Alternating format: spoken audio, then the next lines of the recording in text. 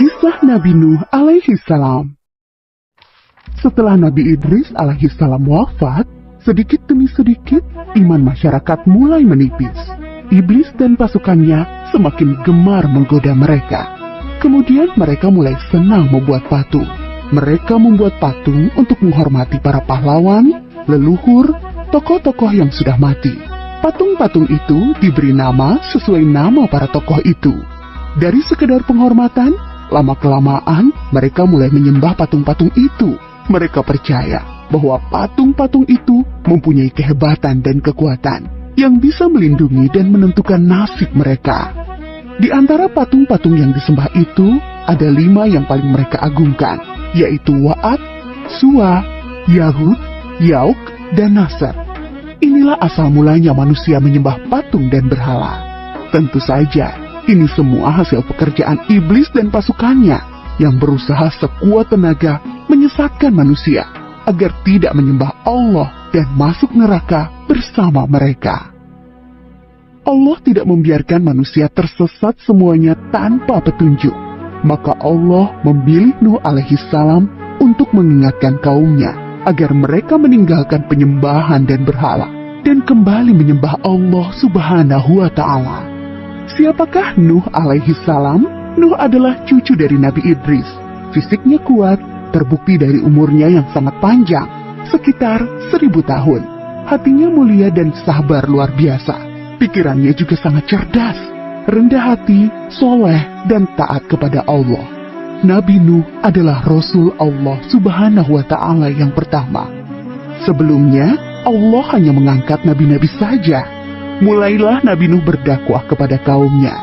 Nabi Nuh mengajak mereka untuk memohon ampun atas dosa-dosa mereka dan kembali menyembah Allah agar tidak terkena azab dari Allah.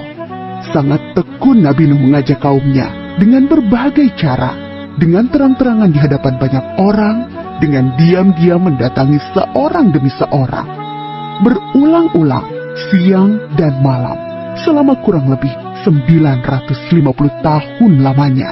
Tetapi sedikit sekali yang mengikuti seruan Nabi Nuh.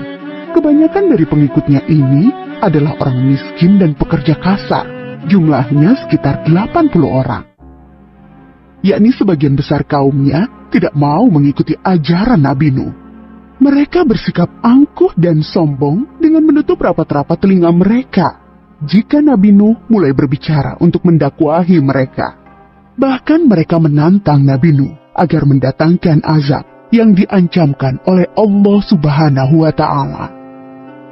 Nuh, sudahlah, berhenti bicara. Percuma, kami tidak akan percaya. Sekarang begini saja, datangkan azab itu pada kami jika kau memang benar. Kami yakin tidak akan ada azab yang menimpa kami karena kelakuan kami. Kau hanya berdusta. Nabi Nuh mengadu kepada Allah tentang pembangkangan kaumnya yang terlaluan. Allah berfirman bahwa memang pengikut Nabi Nuh tidak akan bertambah. Hanya 80 orang itu saja. Selebihnya mereka semua tidak akan beriman karena mereka sudah sangat sesat. Setelah jelas ketetapan Allah bahwa orang-orang itu tidak akan beriman, maka Nabi Nuh memohon kepada Allah, Tuhanku, musnahkanlah seluruh orang durhaka itu dari muka bumi. Mereka hanya membuat kerusakan dan melahirkan anak-anak yang durhaka. Kemudian Allah memerintahkan Nabi Nuh untuk membuat kapal yang besar. Pada masa itu ilmu perkapalan belum berkembang dengan baik. Allah mengajarkan ilmu itu kepada Nabi Nuh. Maka Nabi Nuh bersama pengikutnya membuat kapal besar terbuat dari kayu. Kayu itu didapati dari pohon-pohon di hutan di sekitar mereka. Ejekan kaum Nabi Nuh semakin menjadi-jadi. Melihat pembuatan kapal itu terasa aneh bagi mereka. Apalagi mereka tinggal jauh dari laut.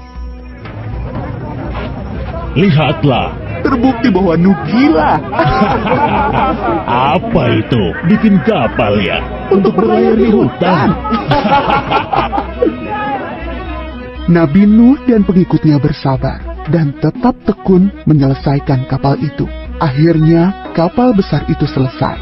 Inilah kapal besar pertama yang dibuat oleh manusia. Kemudian Allah memerintahkan untuk mengumpulkan binatang-binatang, sepasang-sepasang, jantan dan betina. Semua diangkut ke dalam kapal bersama orang-orang beriman. Semua keluarga Nabi Nuh, termasuk yang diangkut ke dalam kapal, kecuali istri dan salah satu anaknya, Kan'an. Mereka tidak mau masuk ke dalam kapal. Mereka tidak beriman dan termasuk orang durhaka. Sementara itu, langit menjadi gelap. Angin bertiup kencang, petir menggelegar, hujan turun sangat lebat. Dari dalam tanah memancar air yang semakin deras. Juga dari dalam rumah-rumah penduduk, dari dapur-dapur mereka. Dengan cepat, air membanjiri bumi. Makin lama makin tinggi, menenggelamkan rumah, pohon-pohon, dan tentu saja orang-orang di luar kapal Nabi Nuh. Ketika Nabi Nuh melihat sekelilingnya dari atas, tampak putranya, Kan'an, sedang menyelamatkan diri dari banjir. Karena kasih sayangnya kepada anaknya, Nabi Nuh berseru, Anakku sayang, masuklah ke dalam kapal ini. Tidak ada yang bisa selamat dari azab ini kecuali yang berada di dalam kapal. Tidak, ayah. Aku akan memanjat bukit yang tinggi. Pasti aku akan selamat. Tiba-tiba datang gelombang besar, dan Kan'an tidak terlihat lagi. Dia termasuk yang dibinasakan. Nabi Nuh sangat sedih, tetapi beliau menerima keputusan Allah. Di dalam kapal, Nabi Nuh bertasbih, memohon ampun dan berdoa tidak henti-hentinya bersama orang-orang beriman. Setelah beberapa hari, Allah memerintahkan bumi untuk menelan banjir itu. Hujan berhenti, air pun surut masuk ke dalam tanah. Kapal pun berlabuh di daratan lagi. Orang-orang beriman keluar dari kapal dengan tetap bertasbih, syukur yang tiada terkira. Mereka memulai hidup baru tanpa gangguan orang-orang kafir yang sudah tenggelam, dibinasakan Allah karena kesesatan mereka.